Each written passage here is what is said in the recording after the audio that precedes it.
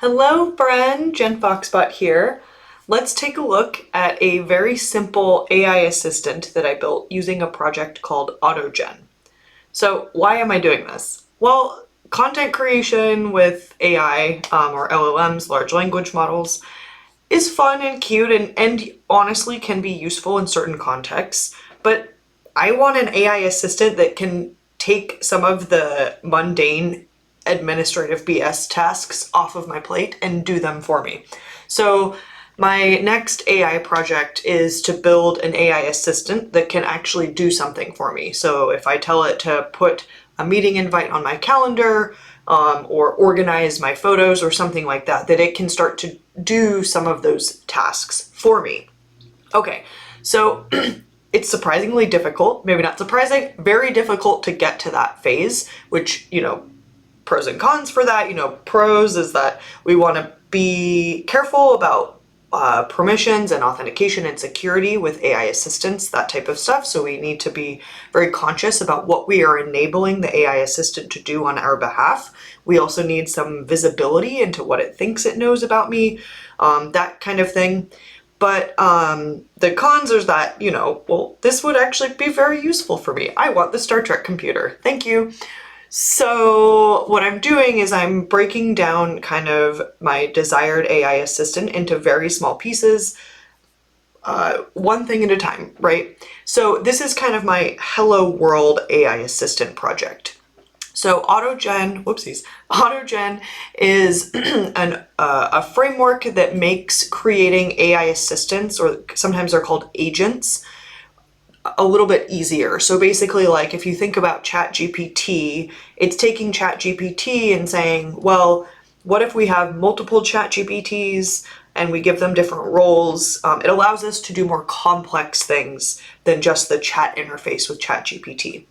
So let's quickly go over the code and then we'll run and look at a demo.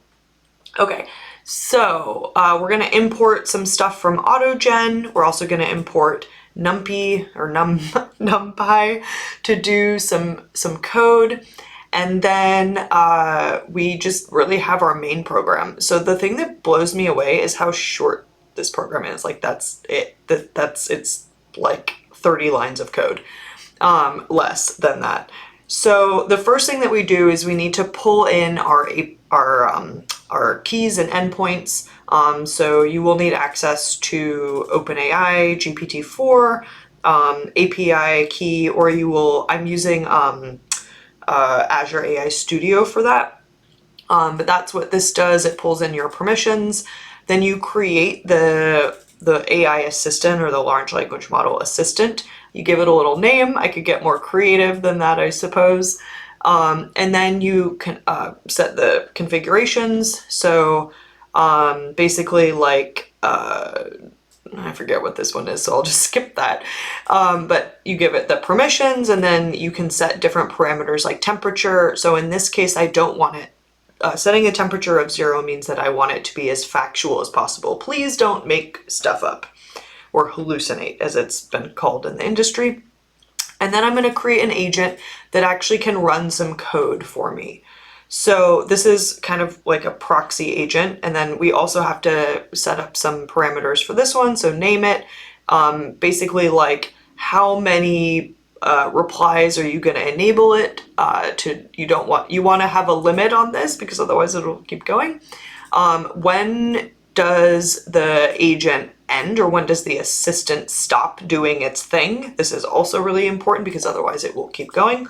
Am I going to have a human talk to this agent? Right now, no. I will eventually, or maybe I'll create another agent or assistant to kind of engage with these two AI assistants. And then finally, this sets up some stuff to deal with when the agent starts running some code execution. Interestingly, they recommend using Docker, which makes a lot of sense to me. So basically, it's like taking the code that it runs and keeping it in a special container on your computer so it doesn't break things. So I probably should set up Docker officially. I've poked at it a little bit, but never really got into it. So this might motivate me to learn how to use Docker. Cool. this is why I like projects, is because you're like, oh, I guess I'll learn the thing that I've been meaning to learn for a long time because I actually care about building this project. Okay, so, and then finally, so now that we have our two AI assistants that will talk to each other, I kind of initiate a chat. And so in this case, the user proxy agent will start the chat with the assistant. So basically it will send a prompt or a query to the assistant. And my prompt is, what is today's date? Make a list of 4 hopeful, optimistic headlines using publicly available information. So this is critical because I want to make sure that I am getting information that ChatGPT couldn't get. So one of the things that you might notice if you've poked around with ChatGPT or some other AI models is that they don't have any current knowledge. So they are trained using data, typically publicly available open source data like Wikipedia, things on Reddit, that type of stuff. But you have to collect that data and then feed it into the training algorithm. And so then what comes out is ChatGPT that's trained on information up to a certain date. To give the model access to current data, you have to allow it to do web searching and things like that. But that kind of is an additional capability that you're adding on top of the LLM. And so that's basically what I'm checking is like, does this user proxy agent have the ability to actually run and execute code on my behalf? Cool, so that's it. So let's check it out and see if it works. Full disclosure, I was testing this last night and it came up with some not great headlines.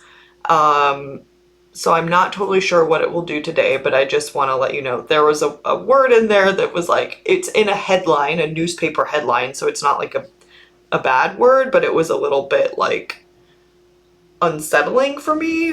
So when I shared the screenshot with some of my colleagues, I actually like wrote out that word. I was like, nobody needs to see this. The thing that was funny is that it was they were definitely not hopeful and optimistic headlines, but they were accurate. I had to check them because I was like, oh, did that actually happen? And yes, it did happen. One thing that was kind of sad was that the whole year we hit 1.5 degrees Celsius of warming. I was like, oh great, climate change. Okay, so this is interesting. So one of the things that's really helpful is that you can see the kind of the back and forth between the two AI assistants. And so, so newsapi.org, I haven't checked if that actually exists, but the reason why I said using publicly available information was because the first prompt that I tried, it got in this like endless loop where it kept trying to use this website. So it probably is a website I should check. And so I was like, no, I don't need an API key. Just like there's publicly available headlines that you can get. So get those and spit them out for me.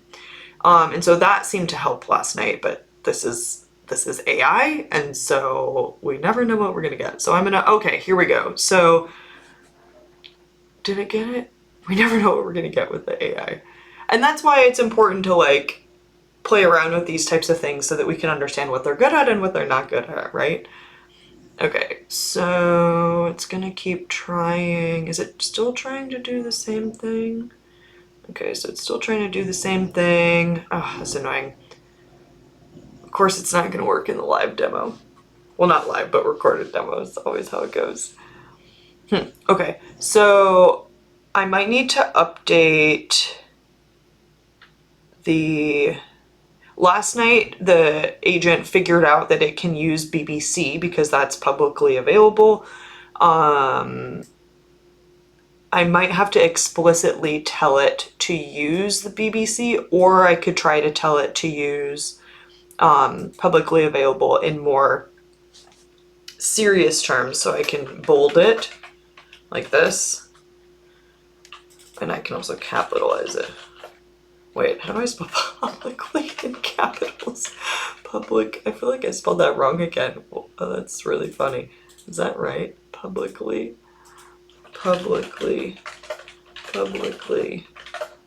available. Okay, that's really funny.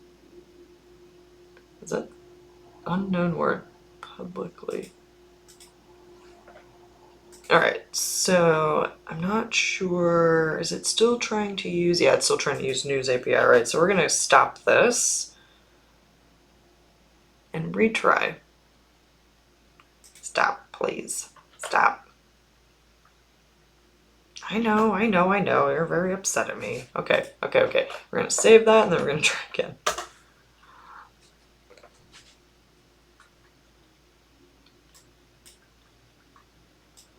And I think I spelled that right. Okay, weird. Brains are funny. Brains are funny and artificial brains are also very funny. I wonder if I can scroll up to let you see what it came up with last night. Well, no, I don't want you to see that headline. It basically was like, these are the 4 most recent headlines. It probably, they may not be hopeful or optimistic. And I was like, well, okay, well, so that's helpful. So it got today's date correct. So that was the first thing. So we know that it is actually, running some stuff to get the date. But then beautiful soup library. Oh, interesting. Okay, so this is kind of cool. So we have this back and forth between these two agents. I like calling them assistants because like that's what I want it to do, is assist me, right? So the user proxy is the one that's like, cool, okay, so I am running some code.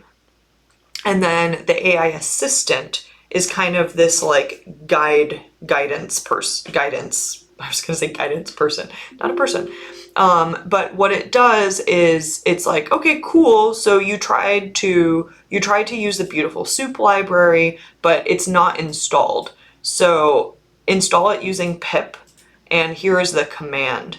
And then after you do that, then run the script again. And so it's like, okay, cool. So then let me do the thing. It runs the code. And then the code is like, and then the AI assistant is like, wait, you didn't do anything. Oh, interesting. Huh. Wow, that's surprising. Okay. Every time it's different. This is so interesting. But it did try to do something different this time. So it tried to use... Huh. Wow, all right. Real-time exploration of AI models.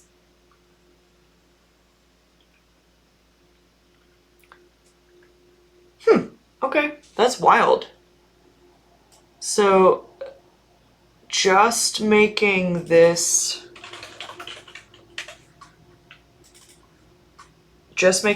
change completely changed the output. Okay, so let's try again without capitals. I like that it apologizes, though. That's pretty funny. So one of the things that's fascinating to me is that small changes in the prompt will completely change the model. Fascinating and very different than traditional software engineering. And that can make it really hard to build things that do what you expect them to do, because you can't have to upend your expectations. Okay, so this might be trying to use, yeah, okay, it's trying to use this one again. So what I am gonna try next is using BBC for publicly available. Okay, so is it gonna keep trying to use? Yeah, it's gonna keep trying to use an endpoint. Okay, so we're gonna make that change. I'll let it see. I'll see if it will do the thing.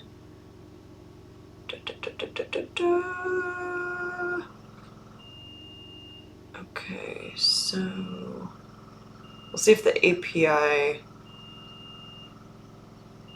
No, the assistant keeps trying to. All right.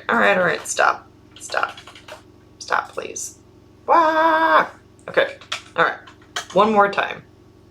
I swear this worked last night.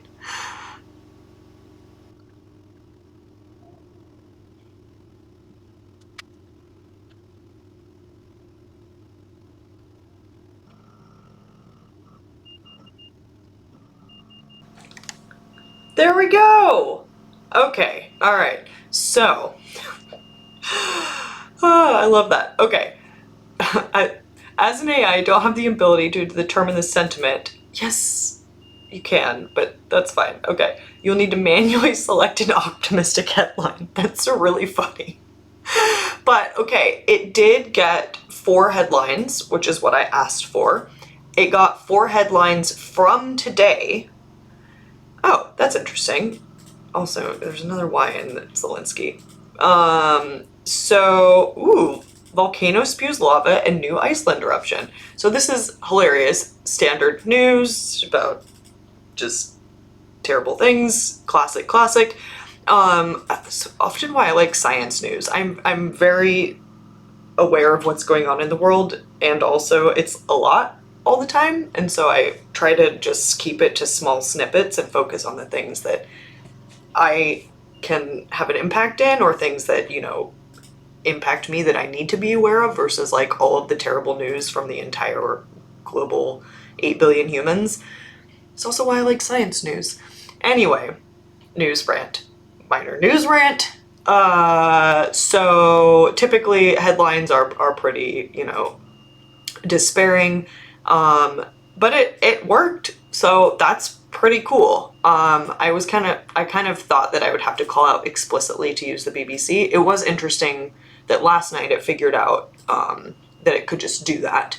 So I will play around with the prompt and see if I can get it to use some publicly available information beyond the BBC.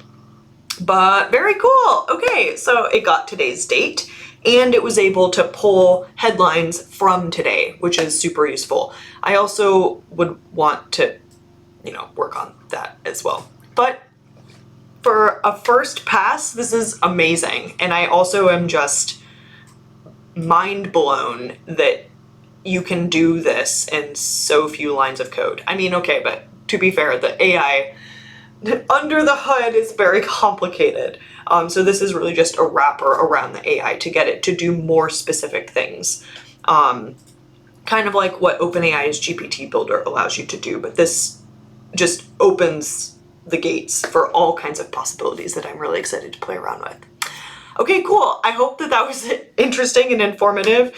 You definitely got a behind the scenes of like how the AI models and the AI assistants are communicating with each other, which I just find fascinating.